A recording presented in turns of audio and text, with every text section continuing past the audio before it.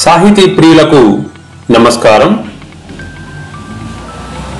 కృష్ణా జిల్లా అవనిగడ్డ ప్రాంత వాస్తవ్యులు సుప్రసిద్ధ పద్య రచయిత, గేయ రచయిత, విశ్రాంత తెలుగు ఉపాధ్యాయులు డాక్టర్ గుడిసేవ విష్ణుప్రసాద్ గారు తెలుగు పద్యంతో పరిచయం ఉన్నటువంటి ప్రతి ఒక్క సాహితీ ప్రియులకు కూడా సుపరిచితులు. ఇవాళ మనం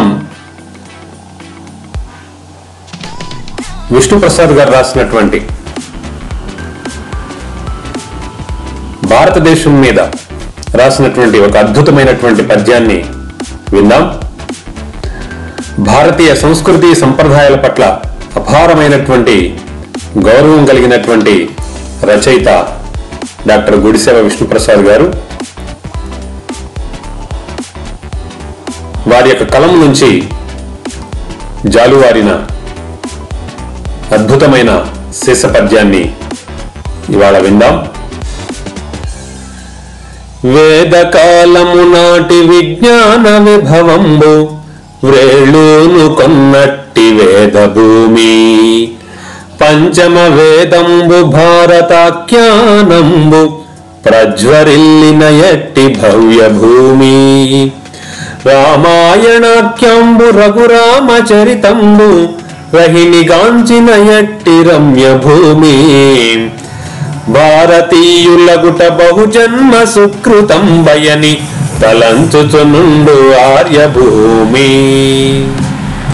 జన్మ జన్మలు నిచటనే జననమంది ధన్యత నొంద తగినట్టి దారి చూపు, భావదేవరపల్లి నివాస భాస భావనారాయణ సువేష భక్త పోష.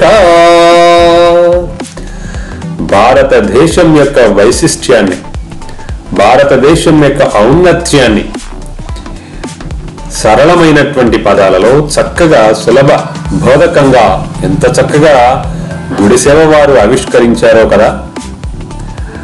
ఈ పద్యాన్ని చదువుతుంటే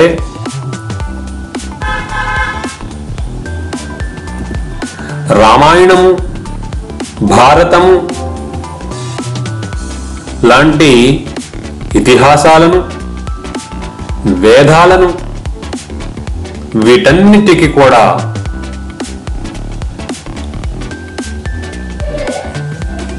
మూలమైనటువంటి, వీటన్నిటి యొక్క పుట్టుకకు కారణమైనటువంటి భరత భూమిని వేదభూమి అని, భవ్యభూమి అని, రమ్యభూమి అని, ఆర్యభూమి అని అత్యంత రమణీయంగా ఆవిష్కరించినటువంటి వారి ప్రతిభకు నమస్సులు తెలియచేస్తూ మరి ఒకసారి పద్యాన్ని చూద్దాం. వేదకాలము నాటి విజ్ఞాన విభవంబు వ్రేళూను కొన్నట్టి వేద భూమి, పంచమ వేదంబు భారతాఖ్యానంబు ప్రజ్వరిల్లిన ఎట్టి భవ్య భూమి, రామాయణాఖ్యంబు రఘురామచరితంబు రహినిగాంచిన ఎట్టి రమ్య భూమి, భారతీయులగుట బహుజన్మ సుకృతం బయని తలంచుచునుండు ఆర్యభూమి, జన్మ జన్మలు నిచటనే జననమంది ధన్యతను నొంద తగినట్టి దారి చూపు, భావదేవరపల్లి నివాస భాస భావనారాయణ సువేష భక్త పోష. భావదేవరపల్లి నివాస భాస భావనారాయణ సువేష భక్త పోష అనేటువంటి ద్విపాదమకుటంతో శ్రీ గుడిసేవ వారు అనేక రస భరితమైనటువంటి భక్తి, దేశభక్తి రస పూరితమైనటువంటి పద్యాలన్నింటినూ ఆవిష్కరించారు. అందులో ఒకటి ఇవాళ మనం విన్నాం.